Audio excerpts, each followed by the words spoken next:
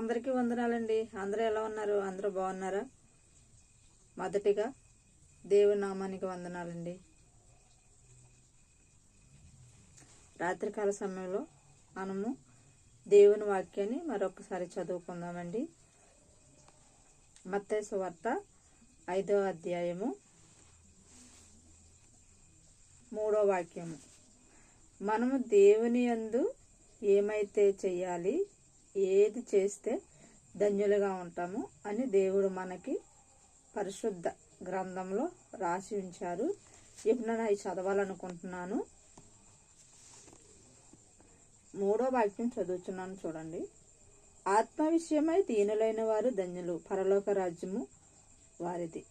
మన పరలోకానికి వెళ్ళాలని మన బాప్తీసం తీసుకొని ప్రార్థనలు చేస్తూ మందిరానికి వెళ్తూ ఉంటున్నాం కదండి. మనం మన ఆత్మను చల్లారిపోకుండా, దీనత్వము కలిగి, గర్వము లేకుండా దీనులమై ఉంటే మనం పరలోక రాజ్యానికి వెళ్తాం. లాజరు ధనవంతుడు మనకు అందరికీ తెలుసు కదండి. లాజరు ధనవంతుడు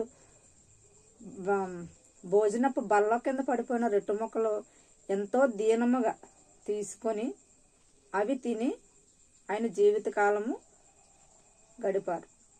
కానీ ఆ పడిపోయిన రొట్టె ముక్కలు తిన్నారు, కానీ నేను ఇంటికి తినాలి అనే గర్వం కానీ అతని దీనత్వం ఎంత దీనుడో మనందరికీ తెలుసు.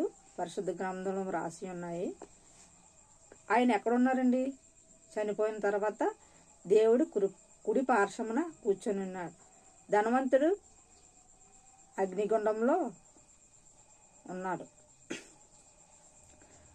మనము దేవుని యొద్ద ఉండాలి, పరలోక రాజ్యం చేరాలి, ఆయన కుడి పార్శ్వాన్ని కూర్చోవాలంటే మన దీనులుగా, మన ఆత్మను దీన మనసు కలవారమే మనం ఉండాలి.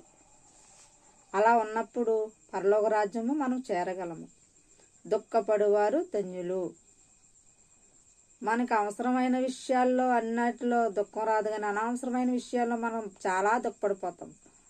మనకి ఏదైతే పనికి వస్తుందో, దేవుని మందిరంకి వెళ్ళి మోకాళ్ళు వేసి ప్రార్థన చెయ్యండి అని చెప్పినప్పుడు మనకు కన్నీరు రాదు. ఎవరైనా తిట్టారనుకోండి, వెంటనే కన్నీళ్ళు వస్తాయి.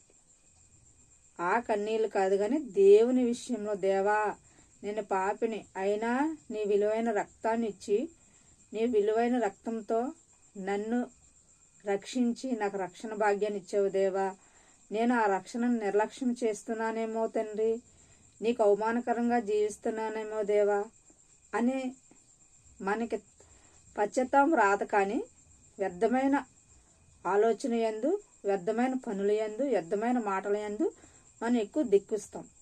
దేవునికి తెలిసే దుఃఖపడేవారు, నా విషయమై దుఃఖపడేవారు ధన్యులు అని సెలవిచ్చారు దేవుడు. 5వ వాక్యం చదువుతున్నాను. సాత్వికులు ధన్యులు, వారు భూలోకమును స్వతంత్రించుకుందరు.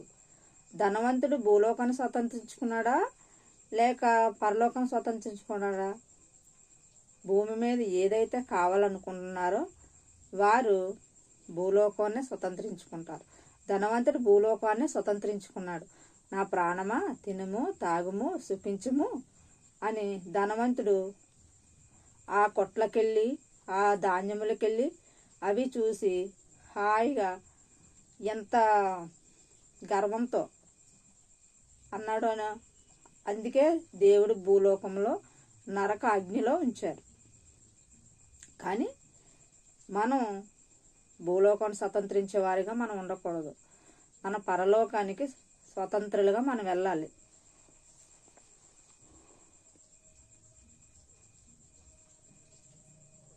నీతి కొరకు ఆకలి దప్పులు గలవారు ధన్యులు, వారు తృప్తి పరచబడుదురు.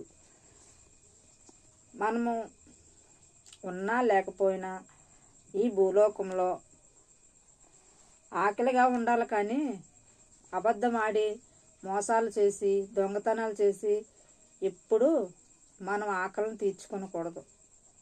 అది అప్పటికే దేవుడు నీతిగా యథార్థంగా సంపాదించుకొని మనకున్న దాంట్లో కష్టపడి శరీర సంబంధమైన ఆహారం తినాలి, ఆత్మ సంబంధమైన ఆహారం కూడా మనం తినాలి. ఏదో ఆత్మ సంబంధమైన ఆహారం అంటే వాక్యం చదవాలి, దాన్ని అర్థం చేసుకోవాలి, దాని ప్రకారంగా నడవాలి. అది ఆత్మ సంబంధమైన ఆహారం.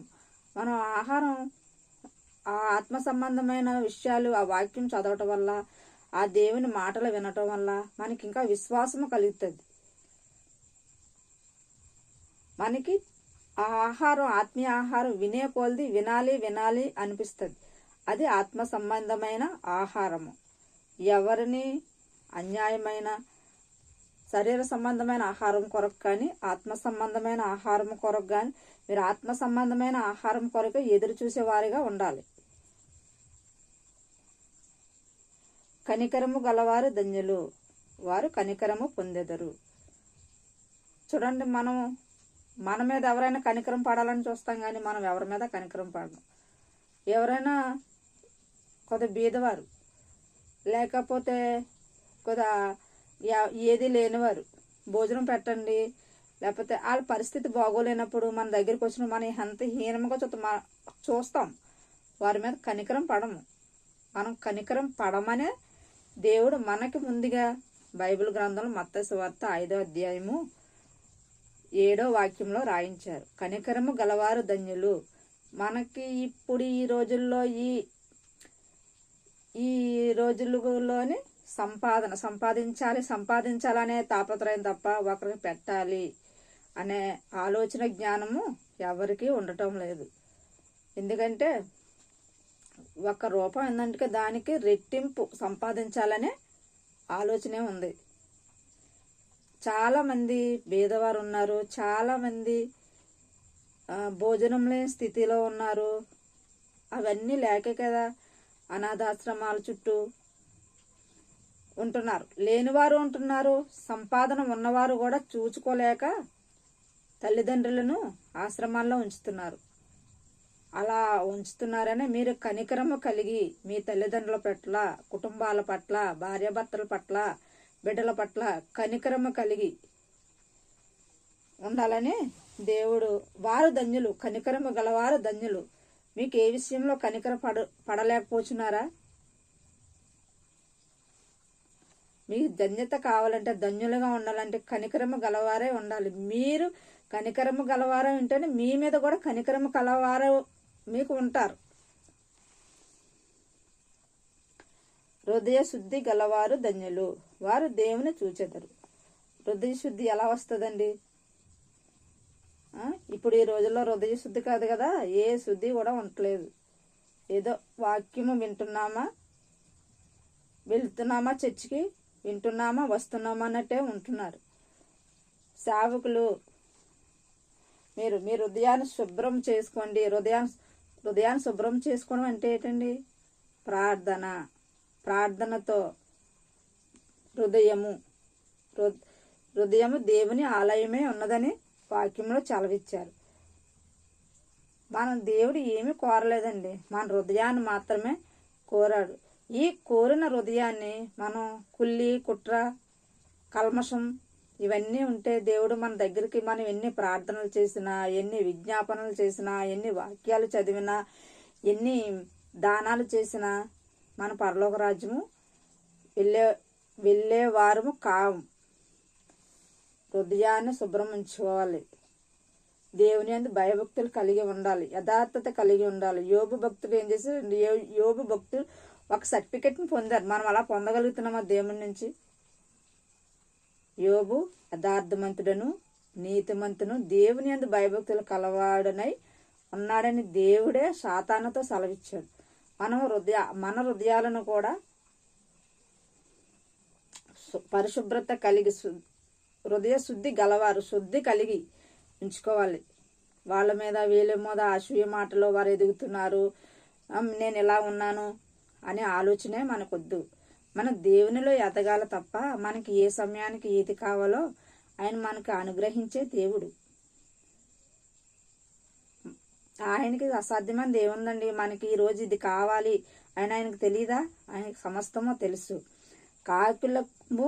కాకుల ద్వారా ఏలియాకి ఆహారం పంపిన దేవుడు వారికి మాట లేదు, ఏది తెలియదు, జ్ఞానం లేదు. అలాంటివి ఏలియా గారికి ఆహారాన్ని పంపించారు. మనకు పంపించకుండా ఉంటారా?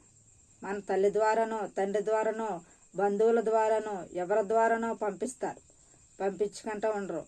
అలాగని కపటమైన ఆలోచన మన మనసులో ఉంచుకోకూడదు. యథార్థముగా హృదయ శుభ్రము కలిగి దేవుణ్ణి ఆరాధించే బిడ్డలుగా ఉండాలి. వారు ధన్యులు. దేవుడు ఈ వాక్యం ద్వారా ఎన్ని మాటలు మనకు తెలియజేశారండి. సమాధాన పరిచేవారు ధన్యులు, వారి దేవుని కుమారులు అనబడుదురు. సమాధానం, మన భార్యాభర్తల సమాధానం ఉందా? బిడ్డల పట్ల సమాధానం ఉందా? మన బంధుమిత్రుల పట్ల సమాధానంగా మనం ఉంటున్నామా? సేవకులు ఏదైనా సేవకులు ఏదైనా చెప్తే మనం వినలేకపోతున్నాము. సమాధానం వారు మనకు ఎందుకు చెప్తారు? మనం మేలు కోరిన స్నేహితుడు గాయాలు రేపుతాడంట. మన సేవకురాళ్ళు మన మేలు కోరే కదండి చెప్తారు. మనం ఎందుకు సమాధానం పడలేకపోతున్నాం? మన తల్లిదండ్రులు మన కోసం చెప్తారు, ఇలా ఉండాలి అలా ఉండాలి. మనం ఎందుకు సమాధానంగా ఉండలేకపోతున్నాం? వినుచున్న మీలో కూడా ఇలాంటి ఏమైనా ఉంటే ఈ వాక్యం ద్వారా మీరు సరి చేసుకుంటారని దేవుని నామములో అడుగుచున్నాను. ఈ చిన్న వాక్యము దేవుడు దీవించునుగాక. మీకందరికీ నా వందనాలు. గుడ్ నైట్ అండి అందరికీ.